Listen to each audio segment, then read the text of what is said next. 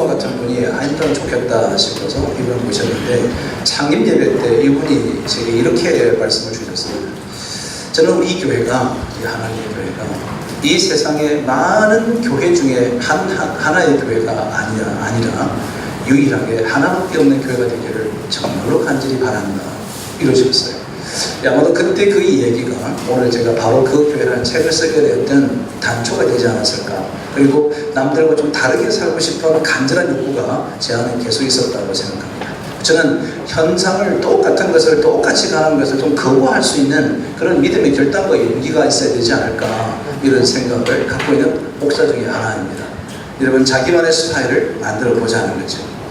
자, 영양 분석인데요. 여러분이 이게 강의록에는 이게 조금만 해가지고 잘 모르실 수 있습니다. 제가 썼던 책 중에 리더십의 역량을 분석하는 내용이 있는데, 그 내용 안에는 그 세 가지의 역량이 이렇게 크게는 세 가지고, 안에 항목, 작은 역량들이 총 16개가 있습니다. 이건 지도자라고 하면은 이런 역량이 드러나야 된다, 이걸 얘기한 거거든요. 그럼 이건 이런 거죠. 이 세 가지를 설문을 쭉 통해서 이렇게 찾아가다 보면, 나는 인지 역량이 뛰어나고 대인관계 역량이 뛰어나고 전략적 활용이 뛰어나다, 이렇게 분류가 될 수 있습니다. 근데 저 같은 경우는 이런 거죠. 인지 역량으로 출발해서 대인관계 역량을 키워서 전략적 활용 역량으로 키워나가라. 이게 우리 목사님들이 가지는 순서예요. 그러니까 내가 어떤 공동체를 키워가면 키워갈수록 뭘 키워야 되느냐면은 전략적 관리 역량을 키워야 된다는 거죠. 이게 리더십의 결정적인 단초를 만드는 거거든요. 그러니까 이런 거죠. 여러분, 제가 소대장으로 있을 때는 제일 최전방에 있습니다. 그게 제가 그 백불 부대에서 GOP를 516m를 맡고 있었는데, 여러분이 그 당시 한국에서 편하게 살아갔던 비결은 뭐냐면 제가 그 철책을 지켰기 때문이다, 뭐 이렇게 그때 그 철책을 지켜서 가끔 여름 되면은요, 풀이 엄청 자라잖아요. 그럼 이제 여름 비가 오고 많이 오고 그러면은 이 발목치레 같은 것이 그냥 막 이렇게 퍼져서 원래 딱 이렇게 수치대로 가야 되는데 그렇지 못하거든요. 이게 흐트러져요. 그런데 이제 잡초가 크니까 이거를 제거하기 위해서 제가 우리 병사들에게 오늘 잡초 몇 시부터 몇 시에 철책 들고 들어가서 이거를 잡초 제거하거라. 그런데 아무도 안 가는 거예요. 야, 군대에서 그때요, 이 군대가 소대장 말을 안 듣더라고요. 그래서 왜 안 가냐 그랬더니, 아니 그 쟤네 발볼지도 모르는데 왜 들어갑니까 그러더라고요. 야, 이 군대가요. 그때 한참 충격받았죠. 그러냐고. 그럼 나를 따르라. 그리고 내가 이제 철저히 들고 들어갔어요. 제가 이 발을 딱 디디면 그 발자국만 밟고 따라옵니다. 이게 이제 소대장의 역할이죠. 그죠? 그리고 이만큼 뭐냐면, 내가 리더십이 작았을 때는, 리드의 역할이 작았을 때는 제일 앞서가 해야죠. 모범을 보여주고 이런 거 해야죠. 근데 여러분, 제 친구가 장기 복무를 하면 대위가 됩니다. 대위가 되면은 이 친구가 뭐 하느냐면, 같이 강주 보배학교로 가서 6개월 동안 중대장 교육을 받고 와서 대대에 중대장으로 파송 배속을 받거든요. 그러면 이걸 뭘 가르치는 거냐 하면, 이제는 대위로서 가지는 그 리더십을 중대장급 정도에서 해결해 갈 수 있도록 전략적인 관리 역량을 키워라. 이 역량을 키우는 거죠. 이 친구가 대위를 중대장을 다 마치고 나면 영광급이 되는데, 영광을 무궁화를 딱 닿는 순간에 어디 가느냐면요, 육군대학을 보냅니다. 육군대학에 들어가서 1년 동안 육군대학에서 소령으로서 가지는 리더십을 공부해야만이 이분이 대대장으로 나갈 수가 있는 거예요. 자, 여러분, 군세에서는 이렇게 체계적으로 쭉 관리를 합니다. 리더십을 키워주죠. 그럼 직장은 안 그러냐고? 직장도 그렇습니다. 여러분, 직장도 가보면은 과장, 대리급, 과장급, 차장급, 부장급, 임원급, 이사급들 이들을요 계속 교육합니다. 계속 교육. 왜 그러냐? 이걸 키우라는 거죠. 전략적 관리를 키우라는 거죠. 여러분, 별 2개 단 사람을 보고 소장이라고 그러잖아요. 저도 소장인데 20년 동안 진급이 안 됩니다. 계속 말뚝 소장입니다. 소장인데, 여러분, 이 사단장이 만약에 지금 나를 따르라 그러고 여러분 권총 한 개 들고 지금 적진을 앞에서 제 앞에 이끌고 간다면, 그거 사단은 죽어버리는 거예요. 단번에 끝나버리는 거죠. 그러니까 지휘관이 뒤로 빠져줘야 되죠. 저 회바 뒤쪽에서 쉽게 무너지지 않도록 해서 뭐 하라는 겁니까? 작전 참모를 데리고 나서 그들과 함께 뭐해요? 작전 전략을 짜는 거죠. 이 아군이 이런 거 분석할 때, 야, 이 적군이 있다. 10,000명이 있네. 그냥 폭탄을 퍼보라. 이렇게 합니까? 아닙니다. 지피지기 하는 거죠. 적들의 상황을 면밀히 분석하고 조사하고 분석한 다음에 거기에 대응할 수 있는 전략을 짜거든요. 전략가가 없는 거지. 우리 지금 선교가 뭐냐 하면요, 제 생각에는 선교는 사단이 장악하고 있는 그 지역에 우리는 최고의 정예부대가 들어가서 적지를 무너뜨려서 이곳에 영적인 하나님의 복음이 불이 내리게끔 하는 것이 영적 전투장이거든요. 우리 목회도 한국교회 목사들이 한국교회 목사도 영적인 전투장인데 선교는 사실 제가 볼 때는 가장 첨단에 있잖아요. 그러면 5년 되고 10년 되면 10년차 선교사 좀 뒤로 빠지고 20년차 되면 더 뒤로 빠져서 이분들은 전략을 짜서 이제 앞에 그냥 뭐 총 들고 서 있는 친구들한테 화력을 지원해주고 기술을 가르쳐주고 그 어떤 연령에 따라서 한 사람에서 그때 감당할 수 있는 것들 누군가가 재교육과 훈련들을 해줘야 되는데 이거 없이 그냥 막 맡기 놓는 거죠. 그럴 때 뭐 하느냐 하면 각자 자기 소견에 오른 대로 선교하더라 이렇게 되거든요. 성경 기준 있는 거 모르십니까? 각자 자기 소견에 옳은 대로 목회하더라. 이게 아니 그게 말이 됩니까? 회사에서 전략가가 전략을 짜줘야죠. 그럼 제가 생각할 때는 선교사님들이 적어도 10년, 15년 차쯤 되면 전략가가 나와야 되는 거죠. 그러니까 이 지역에서 안티폴로는 안티폴로 지역의 분석을 다 끝내놓고 나서 다 끝낸 누군가가 전략가들이 모여가지고 야 이게는 어떤 선교 전략하고 들어가면 좋겠냐 가만히 분석했더니 여기는 그래도 날씨가 좋고 좋으니까 사람들이 좀 지식인들이 많이 오는 것 같아. 그러면 지식에 합당한 선교를 할 수 있는 사람이 누구일까? 성경 공부를 잘 가르치고 리더십도 좀 준비되어 있고 목회 연령도 적어도 한 5년에서 10년 정도 된 사람이 갈록이 있는 사람 우리가 한번 추천하자. 그리고 어디다 보냈냐면 여러분 소속된 교단에 선교 정책위원회에 보내가지고 우리 필리핀의 안티폴로에는 이런 선교 전략이 필요하고 이런 사람이 필요하다. 이런 사람을 파송해줬으면 좋겠다. 이게 되어서 서로 네트워킹해서 거기에 합당한 사람이 오게 해서 그분에게 총 뒤에서 다 지원해줘가지고 이게 되는 것이 그림인데 그죠? 저는 이런 꿈을 꾸는 거죠. 이런 꿈을 꾸고 있습니다. 저는 우리 선교사님들하고 저는 앞으로 선교 전략이 필요합니다. 이런 정도로 하려고 이곳에 온 게 아니고요. 우리가 이제는 뭔가 좀 차원이 다른 선교 전략을 할 수 있도록 하는 단초가 좀 됐으면 좋겠다. 라고 저는 이 연찬을 외치는 바입니다.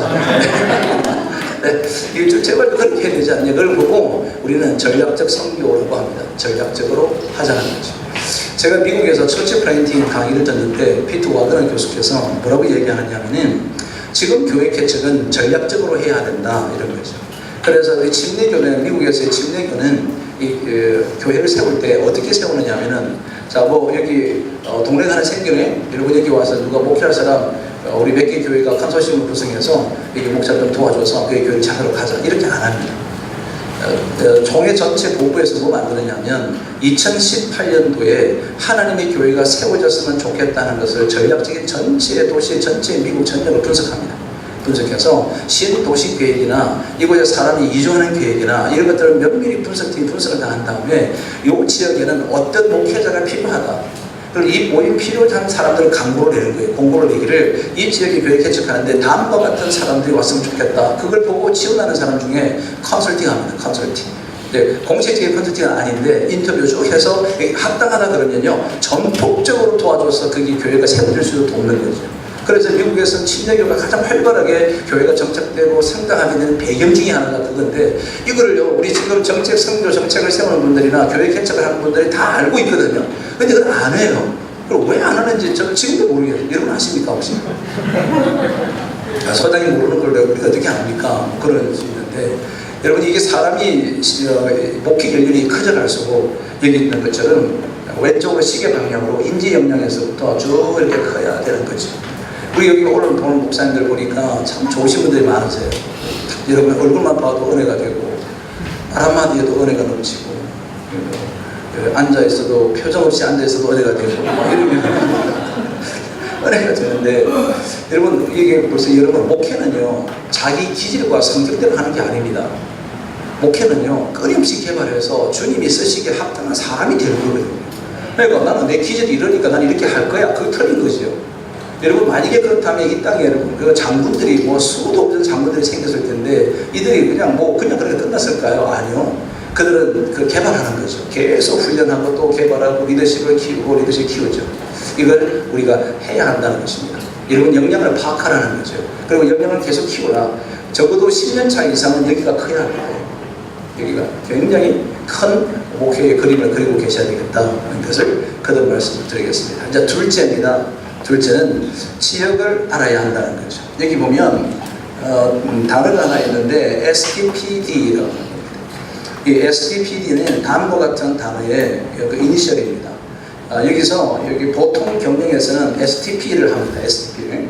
이건 뭐냐면요. 내가 전도를 하러 가고 선교 사역을 하려고 하는 곳에 지역 도회가 있어야 돼요. 지역 도회.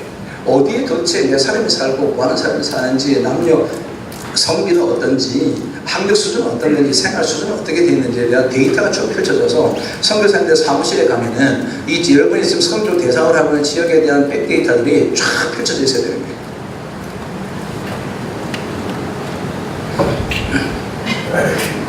있을 거라고 믿고 가겠습니다.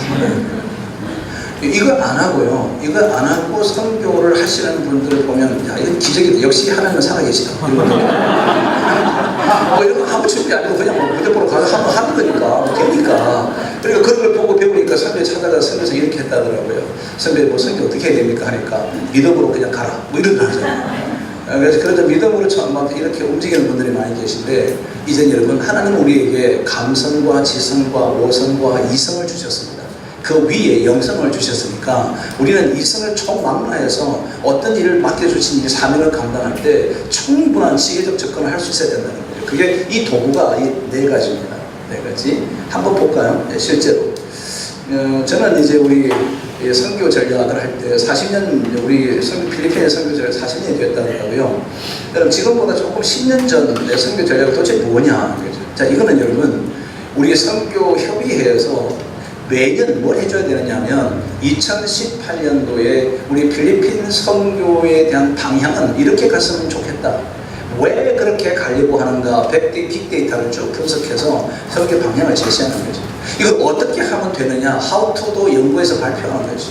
그래서 적어도 2018년도 9월 하순경, 아니요 10월 중순에 노회가 다 끝나면 다 들어오셔서 다 모여가지고 뭐 하느냐 하면 2019년도에 우리 필리핀 선교의 선교를 향한 정책과 방향과 how to들을 공개하고 함께 워크숍을 하고 함께 나누고 사례 발표를 하고 이런 것들이 연속적으로 계속 일어나야 이 땅을 우리가 주의 복음으로 거룩한 복음으로 정복하지 않겠냐, 뭐 이렇게 생각합니다. 여러분 눈 보니까 무서워서 그냥 꼬리를 바로 내려버렸는데, 그러면 향후 선교 전략은 어떻게 될 것인가 제가 제안하는 겁니다. 간단하게 이겁니다. 이미 세워진 교회를 더 세울까 하기보다도 세워진 교회를 제대로 목회자를 컨설팅 해줘서 수정하고 보완시키자는 거죠. 수정하고 보완시키자. 그리고 두 번째는 뭐냐면 이제 좀 도시 목회를 했으면 좋겠다는 거죠.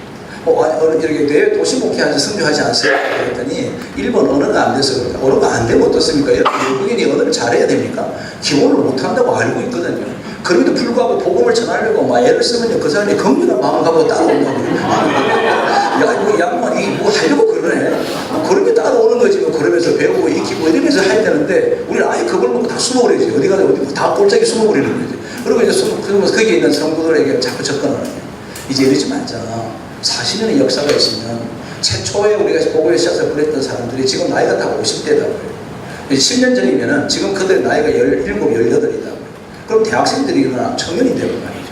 그럼 이들을 우리가 함께 또 추적을 해서 그들이 온전하게 하나님 안에서 온전하게 세워지고 세상에 영향을 주는 사람이 되지 않겠냐는 거죠.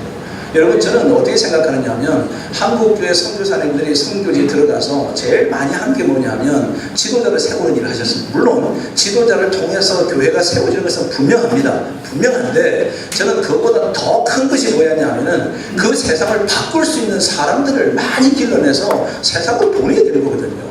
세상에 빛이 되게 하고 소금이 되게 하는 거죠. 그렇게 하다가 자기들이 보니까 나는 주님에서 일생을 바쳐야 되겠다, 이런 사람을 뽑아다가 학교를 보내서 교육을 시키고 훈련을 시켜서 최고의 양들의 지도자를 만들어서 그때 교회를 위임해도 참 좋겠다. 뭐 그런 겁니다. 그 다음에 이제 세 번째는 목회 컨설턴트 활동을 하잖아요. 지금 중국에도 7분의 선교사님들을 훈련시키고 있습니다. 우리 여기는 지금 8분이 지금 선교 컨설턴트 마지막 과정을 지금 준비하고 있습니다. 이제 최초로 아마 전 세계에서 유일하게 선교사들 중에서 선교 컨설턴트를 배출하는 기관이 아마도 우리 MSC가 아닐까, 이런 자부심을 가지고 우리 선교 컨설턴트를 세우려고 무림장에 지금 일했습니다. 이번에 이제 5월부터 2기 선교 컨설턴트 후보자를 제가 선별해서 아주 집중적으로 훈련시키려고 그러거든요. 아마 그 브로셔를 여러분이 받으셔서 그렇게 생각하는데 그 내용들을 가지고 하려고 합니다. 앞으로는 우리 한국의 선교사님들은 이제 현장에 있기보다는 한 발 뒤로 빠져서 전략을 짜고 그리고 정책을 수립하고 그 전략을 발표하고 이런 포럼들이 많이 일어나야 되거든요.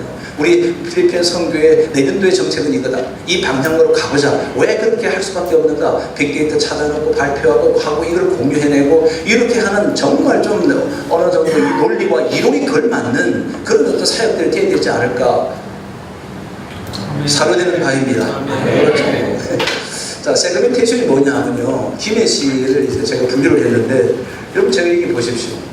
여기 노란 게 뭐냐면 김해 씨 전체를 봤더니 30세에서부터 59세까지가 요 세대가 50.33%입니다. 자, 그러면 김해에서 목회를 하려고 하는 분은 도대체 어떤 목회를 해야 되느냐? 여기에 30대에서 59세들을 위한 목회의 포맷을 하지 않으면 이 교회는 성장 불가능하다는 거죠. 일단은 절반이 젊었다는 거잖아요. 젊었다. 근데 이것만 하면 안 되고요. 여기 보시면 여기 세대가 40세에서 44세가 9.97%, 약간 10%가 여기 보면 40세, 40대가 전체 합쳐서 20%입니다. 자, 여러분 봐요. 40대가 20%면 자녀가 어떻게 될까요? 중고등부입니다. 그러면 이게 김해 씨에다가 교회 개척하려는 사람은 뭐가 세워져야 되겠습니까? 중고등부에 대한 영적 훈련을 준비한 교회는 살아나고 이걸 준비 안 하면요 그냥 교회를 거의 패스해버리는 거예요. 교회 아예 안 가는 거예요. 여러분 이걸 잘 아셔야 되는 게 있습니다. 목사는 교회를 목사 입장에서 보는데 성도는요 절대로 목사 입장으로 보지 않습니다. 오늘 여러분의 관점이 바뀌어야 됩니다. 어떤 관점이 바뀌느냐 하면 청중은 사람들은 여러분과 마음이 같지 않습니다. 그래서 여러분 같이 하는 상태에서 우리 교회를 보기 때문에 성도들은 자기 필요를 채워줘야 거기서 오는 거거든요. 그 필요가 뭐냐면 한국에서는 자기 자녀가 1번이에요. 자기 자녀 1번입니다. 어떤 한지 안수 집사님이 교회를 이동하는 거죠. 왜 이동하느냐 하면은 그 딸내미가 학교를 갔는데 큰 교회를 가고 있죠. 큰 교회 갔더니 친구들도 많고 뭐 연극도 하고 뮤지컬도 하고 뭐 별걸 다 하니까 너무 좋은 거예요. 그래 엄마한테 와서 계속 얘기를 하니까 안수 집사님이 다니고다 찾아와가지고 목사님 아무래도 교회를 앵겨야 되겠대. 앵긴다는 거 아십니까? 여기 방언입니다. 방언도 같이 하겠습니다. 통변도 하겠습니다. 이 앵긴다는 거죠. 안수 집사가 아니 이걸 교회를 앵기겠다 그러니까 이거 기절할 일이잖아요. 지금 한국은요 자식에 따라서 교회를 옮기고 있는 시대에 있다고요. 그러면 이게 작은 교회 목사님들이 이게 다 김해 씨에다 개척을 하는데 왜 작은 교회 세워서 10년이 돼도 꼼짝지도 하지 않느냐 하면은 아무 준비가 안 돼 있는 거예요. 그럼 이분이 왜 준비가 안 돼 있냐면 제가 물었거든요. 거기 작은 교회 목사가 한 40년 왔길래 물어봤더니 이거예요. 뭐 몇 세대가 어떻게 사는지 전혀 몰라요. 그리고 지역을 점령하러 간대. 아니 적지가 뭐가 있는지 어떤 화력이 있는지 전혀 생각하지 않고 그냥 교회 세우고 종파 들고 강단을 갖다 놓고 공간 하나 얻어서 그냥 예배 시작하는 거예요. 뭐 이게 어떤 게 이건 전혀 관심이 없는 거예요. 저기 분당에 가면 축전이라는 곳이 있습니다. 그 지역에 그 KCC에서 만드는 아파트 단지가 3,000세대가 살고 있는데 거기는 아파트 평수가 좀 작습니다. 분당만 치고는 그 아파트 평수가 25평에서 31평인 거예요. 근데 거기에 우리 합동청 목사님이 교회를 세우러 온 거죠. 상가를 얻었습니다. 100평을 얻은 거예요. 근데 이 100평을 얻어놓고 이분이 딱 지역을 조사 쭉 다녀보니까 아이들이 30대 초에 애기 엄마들이 많이 사는 거예요. 전부 다 갓난 애기들이 약 한 40평 가까이 되니까 이분이 100평을 가지고 절반을 잘라가지고요 50평을 유아실로 만들어버린 거죠.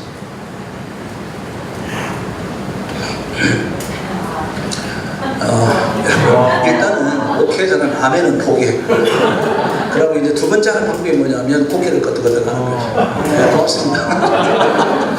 이것도 안 하는 방법이 하나 있습니다. 그냥 살짝 웃는 거죠. 여러분 봐요. 그게 진짜 현명하잖아. 10개월도 안 돼서 그 교회가 120명이 30대로 들어온 거예요. 왜 그러냐면 주변에 큰 교회 가도 그만한 절반은 50평에다가 여러분 화장실에 베이블 시트에 베이블 해주는 거 전부 다 있으니까 그런 교회가 어딨냐고요. 그리고 동네에서 가깝지 그러니까 대형교회 안 가고 다 거기로 오는 거예요. 그게 전략이라는 거죠. 그거 하는 방법이 이거예요. 이거 하나 하면 금방 답이 나오거든요.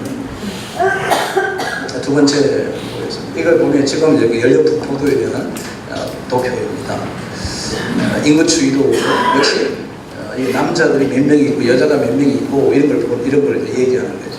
제가 외국인 통계도 한번 찾아봤거든요. 외국인이 김해가 계속 늘어나는 거예요. 더 놀라운 것은 여기 보시면 일본 사람이 135명이나 있는 거예요. 김해시 안에. 그런데 김해시에 교회가 360개가 있는데 360개 중에서 일본인 예배를 드리는 데가 단 한 군데도 없습니다. 그리고 왜 안 했냐 물었더니요. 몇 명이 사는지 모른다는 거죠. 그래서 제가 이랬어요. 그럼 자, 지금부터 하겠습니다. 목사님들 스마트폰 펴십시오. 김해시 시청 들어가십시오. 시청 들어가세요. 자, 미는 자료실 찾았습니다. 자, 거기에 들어가서 외국인 김해시 외국인 현황 딱 치십시오. 그러면요 이게 바로 뜨는 거예요. 자, 요거 하는 시간이요 딱 1분 20초 걸렸어요. 목사님들이 1분 20초만 투자해도 내가 지금 목회하는 지역의 상황이 어떤지를 이거를 충분히 볼 수 있거든요. 물론 필리핀은 제가 볼 때는 정보 네트워크나 조사가 잘 안 되는 건데 저는 이해가 됩니다. 그러면 여러분 적어도 뭐 하느냐면 선교사님들이니까 내가 전도 지역에 좀 다니기라도 했어라도 파악을 해야지요.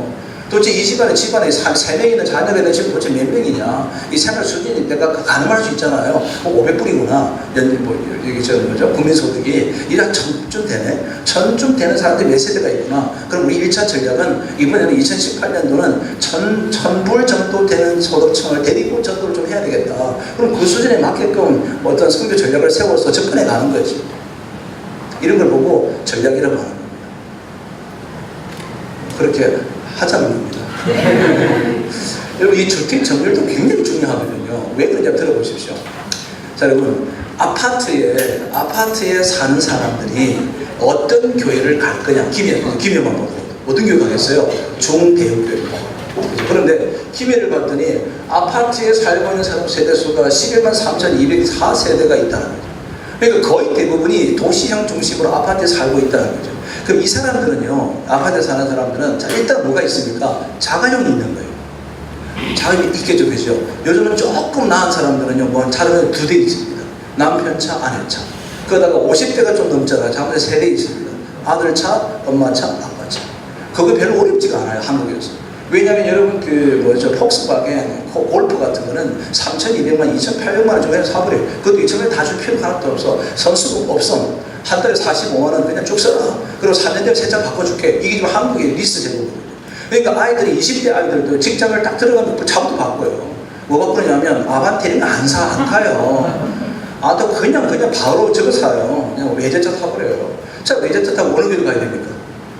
주차장 없는 교회, 뭐 지하에 한 2대 될 수 있는 거예요. 막 찾아 들어가서 외제차 다 갖다 두고 예배 열심히 드리고 뭐 나온다. 이렇게 할 것 같죠? 딱 나오는데 딱지 한 2번 맞네? 안 가요. 지금 이거들, 그럼 여러분 이렇게 저게 방문할 수도 있어요. 아니 목사님, 교회가 어떻게 그렇게 할 수 있냐. 교회는 믿음으로 살게 하고 은혜로 살게 하고 그래야죠. 이러잖아요. 100% 동의하죠. 근데 죄송한 것은 사람들은 은혜가 아니고 믿음이 아니더라는 거죠. 그러니까 우리가 뭘 이해해야 되냐면 청중을 이해하라는 겁니다. 그들의 생각을 이해하고 그들의 관심을 이해하고 그들의 욕구가 무엇인지를 이해해야 되는 거죠. 이해를 해야 된다는 거죠. 그걸 파악하기 위해서는 이런 세그멘테이션을 분명히 하라는 거죠. 자, 타겟팅을 보겠습니다. 두 번째 T는 타겟이죠. 여러분 이 교회가 지금 보면 30세에서 40세에 가장 많은 졸업자가 대학생들, 대학 졸업자입니다. 그리고 벌써 대학을 다니고 졸업했던 사람들이 가정 이룬 그 가정이 어떤 교회를 찾아가겠냐는 거죠. 상가 있는 교회예요. 안 갑니다. 여러분 우리 지금 한국의 위기가 좀 심각해졌는데 전 세계 기독교 역사를 이렇게 쭉 살펴보면은 3만 불이 넘을 때부터 기독교는 급하강합니다. 급하강. 지금 우리 한국이 이 상태로 국민소득이 쭉 올라가게 되면 2025년도에 4만 불을 돌파를 한다는 거예요. 그럼 2025년도에 4만 불이면 일본 수준을 살고 있는 거예요. 여러분 일본 수준에 살고 있으면 이거는 끔찍한 일이 벌어질 수 있는 가능성이 굉장히 높은 거예요. 자, 이것에 대한 대비책을 어떤 정책가들이 교단마다 정책을 수립하는 사람이 별로 없는 거예요. 전부 다 정치하기 바쁘지. 정책을 만들어줘서 하급교회들마다 계속 내리보내서 거기서 그 자료를 가지고 목회 전략을 세우고 목회 배달 만들어내고 이렇게 해나가는 이런 시스템이 구축되어야 된다고 저는 생각하는 거죠. 그 일을 우리 여기서부터 시작했으면 좋겠어요. 이사장님만 아멘 하면 됩니다. 우리 필리핀도 시작해서 필리핀의 새로운 선교 전략을 좀 짜서 좀 체계적으로 앞으로 선교를 좀 했으면 좋겠다. 제 바람은 이런 거거든요. 우리 여기에서 전략적인 필리핀 마닐라 중심으로 시작하는 거죠.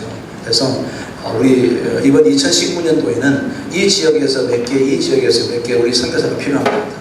근데 이 지역을 다 세그멘테이션을 다 했더니 이 지역은 이런 사람들이 살고 있으니까 이 수준에 맞는 사역을 할 수 있는 사람을 준비하면 좋겠다. 어떤 사람이 되면 좋을까? A 요건, B 요건, C 요건이 되는 것을 다 페이퍼를 만들어서 한국의 교단에다가 보내는 거지. 그럼 한국의 교단이 그걸 받아서 몇 개의 교단에 함께 모여서 이 필리핀 마닐라에서 이런 선교사가 필요하다고 하는데 당신들 교단에 준비가 됐냐? 뭐 안 됐냐? 이런 거 따지고 보다가 적합한 사람이 있으면 야 이분이 그게 선교사를 파송하도록 하자. 여기까지만 갈 수만 있다면 조국은 통일될 것 같아. 이렇게. 그 정도 가면 조국이 통일될 것 같은 거죠. 그게 뭐냐? 양보하고 섬기고 사랑하고 하는 서로 남이 더 잘 되는 걸 기뻐하는 그런 마음들이 생기는 거잖아요. 그렇게 했으면 좋겠다. 이런 안들을 여러분 제공하고 싶은 거죠. 내가 보실까요? 자, 이 지역, 김해 지역이요. 유치원하고 초등학교가 이게 절대수가 많습니다. 그럼 감이 잡히시죠? 누가 많이 살아요? 30대, 40대가 많이 사는 거죠. 그럼 앞에 이미 본 거예요. 자, 여러분, 인구 통계표를 보지 않아도 그냥 학교만 봐도 야, 여기는 사람들이 이렇게 적겠구나. 그럼 거기에 맞는 목회와 교회를 만들어 세워야 된다는 거죠. 그걸 얘기하는 겁니다. 그 자료를 보자는 거고요. 자, 세 번째, 이게 포지셔닝입니다.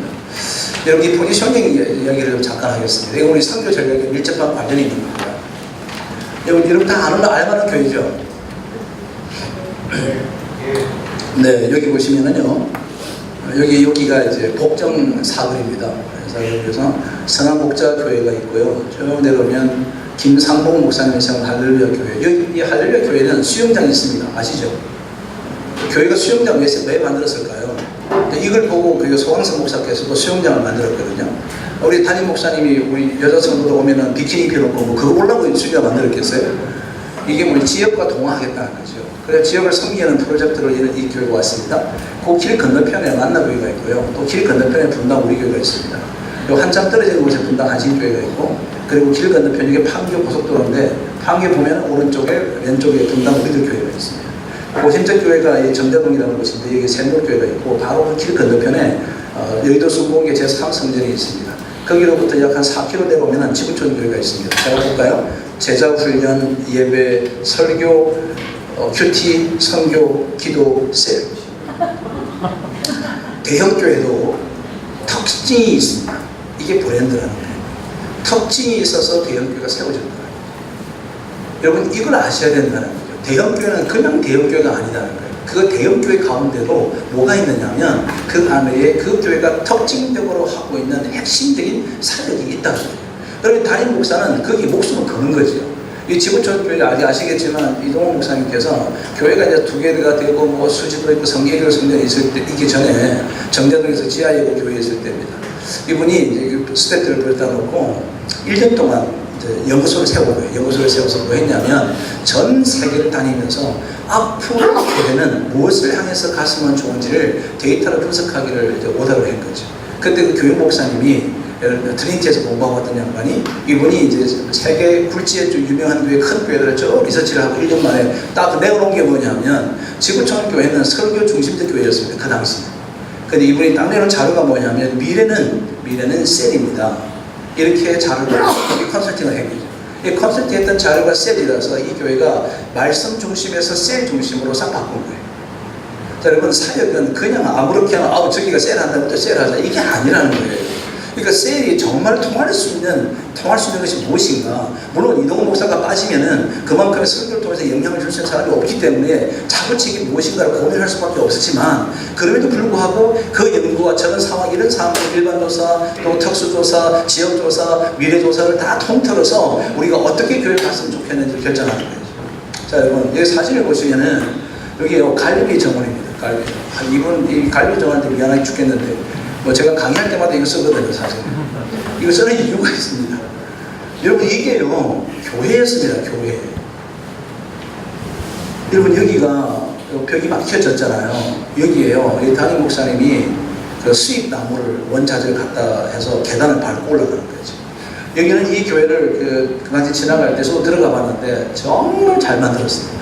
한 450명 정도가 들어갈 수 있는 교회를 예쁘게 잘 만들었습니다. 그리고 여기 보면 여기 코너인데 여기가 대형 프랭카드가 붙어서 뭐 70, 80 세대부터 한여름밤에 음악회 뭐 별걸 다 있습니다. 그리고 더 중요한 게 있습니다. 담임 목사가 이 건축을 하기 전에 40일 금식기도 하고 응답받았습니다. 교인들 데리고 21일 특별 금식을 하고 교회를 지었습니다. 그런데 부도가 안 나는 거죠. 왜 부도가 났을까요? 안 돼서 부도가 났을까요? 기도가 부족해서? 여러분 40일 동안 금식기도 하고 했던데 기도가 부족했을까요? 아닙니다. 뭐가 부족했냐 볼까요? 여기 자동차가 여기서부터 2.3km 가면 무슨 교회가 있냐면 분당 만나교회가 있습니다. 그 다음에 여기 보시면은 여기 은행이 있는데 은행에서 직선거리 700m에 누가 있냐면 이찬수 목사가 목회를 하고 있습니다. 저 여기에 아무리 좋은 것을 투자하고 별걸 다 해도 경쟁력이 안 되는 거예요. 이걸 좀 보자는, 이제 선교 전략이 뭐냐면 같은 곳에 또 똑같은 포맷을 하지 말자는 거죠. 아니 거기 똑같은 데다 똑같은 분이 그냥 뭐 비밀과 뭐 이렇게 하면 애를 하면은 그 옆에 한 블록 지나가 또 똑같이 세워요. 아니 왜 그렇게 하냐는 거죠. 그것밖에 모르냐는 거예요. 그리고 그것밖에 모르는 이유가 뭐냐면 정책을 주지 않아서 그런 거죠. 이 안에서는 이런 사역도 필요하고 이런 사역도 필요합니다. 당시에 들으려고 그러면 현재는 이런 사역을 똑같은 사역을 하는 경우가 7개나 있습니다. 더 이상 이 교회는 필요치 않은 것 같으니까 이런 사역을 하시면 어떻게 하느냐 이런 얘기를 해줘야 되는데 눈 뜨고 가보면 교회가 세워져 있어요. 아침에 자다가 바람 쐬고 나갔더니 교회가 하나 들렁서네요 그냥. 이러고 있는 거죠. 이제는 그런 선교를 하면 안 될 것 같다. 이제 뭔가 좀 지혜롭고 체계적으로 해야 되지 않을까. 자, 여러분, 이미 강의록에 나가 있어서 재미가 하나도 없는데, 이게 보시면은 기능성이 있고, 식품이 있고, 보약성이 있고, 약품이 있잖아요. 여기가 지금 비었어요. 이게 비었는데가. 요거는 미네랄 화이브하고요. 파카스고 정력제는 모릅니다, 저는. 이거 제목 모릅니다. 별 필요 없어서. 소화제는 아시죠? 헤스탑이라든지, 위청수, 이런 건데. 지금 여기를 가만히 놓고 이제 CJ 마케팅 팀이 이제 이거를 펼쳐놓고 마케팅에 앉아가지고 야, 우리 CJ에서 좀 대박 칠 수 있는 음료가 왜 없냐? 우리 한번 포지셔닝 매핑을 한번 그려보자. 그래서 딱 그렸어요.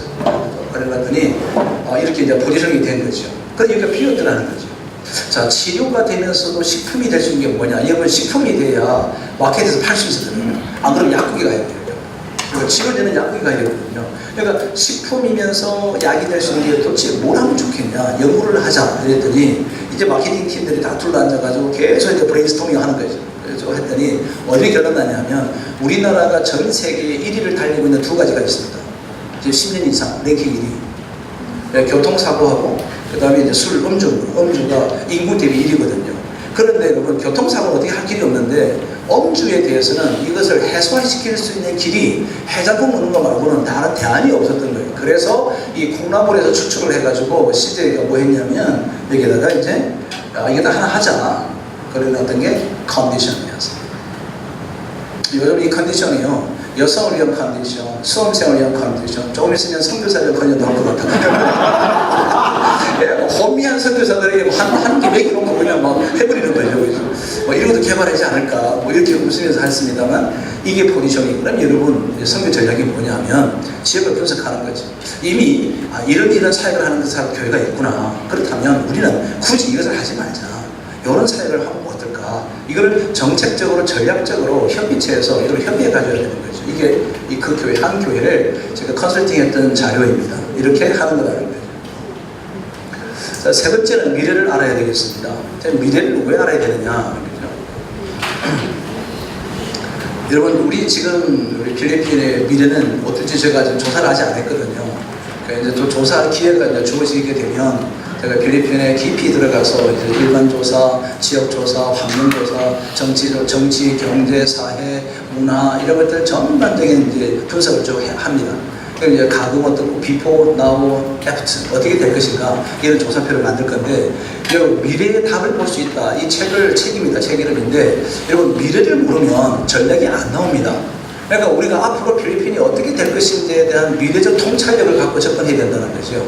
그걸 위해서는 인구 조사를 한다든지 이 소득에 대한 구분도 할 필요가 있다는 거거든요. 그리고 B세대, PB세대, XY세대인데 우리 필리핀은 어떤 세대 구분하는지 저는 잘 모르겠습니다. 단지 이제 우리 선교사들 얘기 들어보면 청년들이 젊은 층들이 50%가 된다 이러더라고요. 그럼 50% 젊은 층이 있으면 그걸 파악을 했다면 거기에 맞는 선교 전략은 도대체 뭐냐 하는 거예요. 그들이 만난 선교사들. 여기 보면 한 45세 이하, 50대 초 이하 되는 목사님들은 여기서 많이 벗어나서 도시로 가서 젊은이하고 부대찌개야 될 것 같아요. 젊은이를 뒤지고 나야 돼요. 천만 다행인데 오늘 내가 나이가 55세라 얼마나 감사한지 모른다고 그러지. 중소형 교회 이거는 이제 뭐 지금 얘기할 건 아니고요. 이것도 지나가겠습니다. 자, 마지막입니다. 교회의 니즈를 파악하자. 자, 오늘 강의 정리를 해나갈 마지막인데, 자, 여러분 여기 보시면은 포지션과 인터리스트와 히든 인터리스트가 있습니다. 자, 이거는 뭐 해석은 다 아시죠? 하버드 대학에서 경제학부에서 사람들의 그 필요를 파악하자 이렇게 된 거예요. 그런데 빙산의 일각이라는 것이 이거거든요. 많은 기업체가 저조한 실적을 내는 기업체들은 뭘 하고 있냐면은 사람들이 단순한 필요만 보고 있는 거예요. 자, 여러분 여기서 오늘 선교 전략을 짤 때 여러분의 선교지의 사람들이 대상자들이 도대체 빙산 위에서 표출되어져 있는 니즈만 보고 그것만 공급하면 이 선교 전략은 실패하는 거다. 그 얘기하는 거예요. 그럼 뭐냐면은 여러분 이 빙산의 일각에 가가지고 이 바닷속을 보면 이 빙산이 여기만 있는 게 아니라 이 안에 큰 덩어리가 있다는 걸 안다는 거죠. 이거는 그들의 말은 하지 않지만 필요 가능한 인터레스트가 뭐냐 이걸 볼 수 있다는 거죠. 그런데 사람은 가장 성공적인 사람은 어떤 사람이냐면 그 상대방의 숨기워져 있는 관심거리를 찾아서 그것을 공급해 주라는 거죠. 이걸 하면은 이거는 정말로 전략의 최고의 전략이거든요. 그러면 우리 한번 냉정히 한번 돌아보자는 거죠. 필리핀 선교에서 지난 40년 동안에 아이들 학교 세우고 신학교 세우고 다 해왔습니다. 그러면 이제부터는 도대체 그 사람들이 훈련받고 신학교 졸업한 사람들에게 어떤 필요가 있겠냐는 거죠. 어떤 필요가 있겠냐. 이 히든 인터레스트가 도대체 뭐냐. 이걸 좀 찾아내자는 거예요. 그래서 연구팀이 필요합니다. 이걸 만드셔야 된다는 거죠. 자, 요거까지 하겠습니다. 여러분, 그 미래는 5가지의 중요한 전략이 필요합니다. 여기 보시면 여기 초점이 아니고 전략이라 쓰시면 좋겠는데 이 5가지의 전략이 어떤 거냐면 이런 거죠. 우선 첫째는 특성화 전략입니다. 그러니까 이 5가지는 여러분이 필리핀 선교 전체에 이 5가지 항목을 갖다 놓고 이 항목에 따라서 여러분이 전략을 만들어 보는 거죠. 우리 선교사에게 특성을 어떻게 할 것이냐. 그 다음에 전문화는 내가 하고 있는 전문가가 뭐냐, 내가 제일 잘할 수 있는 게 뭐냐, 이걸 찾는 거죠. 그리고 또 하나는 차별화를 하라는 겁니다. 다른 게 뭐냐 하는 거죠.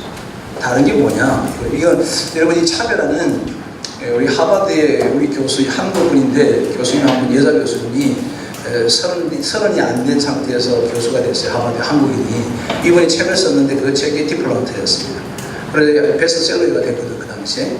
이분이 그 디플로마트 쓰고는 뭐 노벨 경제학상 이것까지 꿈꿨다 그래요. 아마 언젠가는 그렇게 할 수 있지 않을까. 뭐 이번에 이제 김희찬 씨라고 프랑스의 교수하고 둘이 공동 작업으로 책을 하나 썼더라고요. 블루오션 전략의 실제 해가지고 이렇게 두꺼운 책이 하나 나왔어요. 아마 그분들은 이 블루오션 전략이 경영 전략에 굉장히 중요한 화두가 되어져서 이것이 이제 많이 알려지게 되고 할 거라고 생각한 거죠. 그런데 실제로는 그 블루오션 전략이 세계 전체 경쟁에 굉장히 중요한 포지션을 차지했습니다. 여러분 그 블루오션 전략의 반대가 뭔지 아시죠? 레드오션입니다. 레드오션. 피바다거든요. 그러니까 우리 피바다는 뭐냐면 서로 경쟁을 통해서 살아남게 하는 거지. 지금 이게 언제 버전이냐면 한국에서는 1970년대 버전입니다. 그 다음에 이 경영이 레드오션에서 바뀐 게 뭐냐면 윈윈입니다. 윈윈 스트래티지인데 윈윈은 뭐냐면 너도 살고 나도 살자. 이게 담합하는 거죠. 그래서 우리 선교사님들께 협의를 모은 거지. 야, 뭐 나도 좀 선교활동하고 너도 좀 잘했으면 좋겠다. 같이 좀 살자. 뭐 이렇게 되는 거지. 그런데 그 다음에 전략이 뭐냐면 블루오션 전략입니다. 차별화하는 거죠. 아, 너 이거 하니? 그럼 나 오른팔이 되겠다. 너가 왼팔하면 나는 오른팔 하고, 너가 뭐 손가락 하면 나는 발가락 하겠다. 이게 블루오션 전략이거든요. 그러니까 지금 우리 선교사님들이, 목회자들이 무엇을 공부해야 되느냐면 블루오션 전략이 뭔지, 차별화는 어떻게 하는 건지 이것들을 공부해야 된다는 거죠. 제가 지난달 2월에 김해 기독교연합회 초청으로 강의를 하고 있습니다. 그 강의 제목이 뭐냐면 목회 차별화 전략입니다. 목회 차별화 전략. 너무 멋있었어요. 차별화 전략. 뭐 이게 얼마나 좋은지 몰랐습니다. 그러니까 차별화 전략을 하자. 이제는 선교도 차별화를 해야 될 것 같아. 그리고요. 그 다음에 이제 객관화입니다. 여러분, 오늘 제가 컨설턴트로서 이곳에 와서 여러분에게 동기를 부여하는 것은 여러분 스스로의 그동안의 사역을 한번 객관적으로 평가를 좀 해보라는 거죠. 내가 지금 사역을 제대로 하고 했는지, 어떤 목적과 비전과 목표를 가지고 가고 있는지, 이런 것들을 한번 쭉 정리를 해보고 객관적인 해보라는 거죠. 그 다음에 또 하나가 뭐냐면 단순화 전략이거든요. 제가 우리 선교사들 와서 보니까요, 정신이 없더라고요. 제가 보니까 뭐 만나기도 어려워요. 왜냐면 뭐 갑자기 뭐 한국에서 그냥 손님들 들어오면 다 그 대응해주고 응대해야 되고 이것도 하더니와 이게 선교사들이 그냥 바빠요. 제가 이런 생각하죠. 저분들이 기도할 시간이 있을까? 성경은 연구할 시간이 있을까? 그럼 10년 됐으면 10년 동안에 성경을 연구했으면 제가 생각할 때는 성경 완독을 다 끝났을 것 같은데 여러분 10년 목회했으면 책이 나와야 되잖아요. 그죠? 여러분 10년 동안 선교사를 했으면 선교 백서가 나와야지. 내가 선교에 대해서 어떻게 선교를 만들었다 세웠다는 것을 여러분 이렇게 세워주는 것이 굉장히 필요하고 중요하지 않겠냐는 거죠. 우리 모두가 함께 고민해야 될 것 같아요. 그래서 여러분 이 지역에서 함께 선교사역 하시는 여러분들을 통해서 적어도 필리핀 전체를 하지 못하더라도 이 지역에 계실 동안에 이 지역에서 이제 선교적 전략을 짜기 위한 좀 남다른 도전들을 좀 함께 해 나가야 되지 않을까. 그게 협의체라고 생각합니다. 그런 협의들이 좀 이루어져야 되지 않을까 그렇게 생각하는 마음을 가지고 필리핀에 쭉 찾아왔었습니다. 저는 필리핀을 왜 왔냐 하면은 여러 우리 아시아 지역을 가려고 하는 거룩한 부담감이 하나 있습니다. 뭐냐면은 미국 선교사들이 우리 한국의 복음을 전해줘서 120년이라는 엄청난 긴 세월을 지내왔습니다. 우리는 복음의 빛을 졌는데 다시 우리가 미국으로 가서 선교할 수는 없지만 적어도 우리 아시아 지역은 복음이 비치는 분들이 뭔가 아시아에는 기여해야 되지 않겠느냐. 이런 복음이 비친 마음이 제 속에 부담감을 만드는 거죠. 그래서 그러면 아시아의 복음을 갚는 비결이 뭐냐면 우리 선교사님들이 정말 제대로 된 교육과 훈련을 통해서 교회를 하나 세워도 처치 플랜팅의 관점과 원리의 관점에서 세웠으면 참 좋겠는데 누구도 이걸 잘 도와주지 않더라는 거죠. 제가 어떤 교회에 죄송합니다. 어떤 교단에 처치 플랜팅 강의를 하고 있습니다. 제가 우리나라의 처치 플랜팅 교회 개척 이렇게 하는 책을 쓴 사람이 책이 3권 있거든요. 그 중에 한 권은 피터 와그너가 써서 교회 성경연구소에서 번역한 게 하나 있고 제가 쓴 게 하나 있습니다. 그 다음에 어떤 한 목사님이 자기 교회 개척했던 그 스토리를 쭉 엮어서 쓴 게 하나 3권이 있습니다. 근데 피터 와그너라고 자고는 원리를 중심으로 쓰고 이분은 실제를 쓴 거죠. 그리고 이 책을 써서 하는데 가서 이제 그 처치 플랜팅 교회 개척하시는 분들 다 앉혀놓고 강의 편성표를 딱 보는 순간에 제가 경악을 금치 못해요. 왜 못했냐면 지금 현재 21세기에 처치 플랜팅을 할 수 있는 원리를 제시하는 사람은 저 외에는 아무도 없고요. 누가 나오셨냐면은 1960년대 교회 개척에서 성공한 목사들이 10,000명, 20,000명 되는 분들을 강사직으로 쫙 펼쳐놨다. 그래서 어떻게 하라는 거예요? 60년대처럼 목회하는 게 아니잖아, 그죠? 믿음으로 하라고 막 그러시더라고. 강의 뒤에 앉아있어요. 믿음으로 하라고. 왜 믿음이 없이 이러니까 교회가 안 되지 막 이러시더라고요. 여러분 지금 우리 목사들이 믿음 없는 분이 누가 있어요? 믿음으로 하잖아. 여러분 그러시잖아요. 아닙니까? 믿음으로 하잖아요. 근데 여러분 이게 아니거든요. 이게 아니죠. 이 시대를 조망하는 필요해요. 그래서 제가 물었어요. 아니 저를 강의를 안 줘도 좋으니까 이거 좀 이런 좀 가르쳐야 되지 않습니까? 라고 했더니 그 교회 개척학교 100명을 훈련시키는데 그 100명 중에 그런 비용이 얼마냐? 저를 말이냐 묻더라고요. 모르죠. 5천만 5천만 원. 이 5천만 원 누가 있냐? 그 사람이 아무도 없다. 그래서 그분들 보시면 그분들 한참만이 갖고 있습니다. 야, 그래서 제가 속으로 무슨 생각을 했냐면 야, 이거 한국에 뒤집으려고 그러면 나 돈이 좀 많았으면 좋겠다. 여러분들 다 주고 다 먹어라. 와서 좀 훈련시킬게. 그럼 무엇이 합니까? 이런 생각을 들은 거예요. 참 배워먹는 게 참 귀찮은 거예요. 여러분 이제 우리 성도는 새로운 패러다임을 가지고 새롭게 접근할 수 있으면 좋잖아요. 이런 생각을 했습니다. 고맙습니다.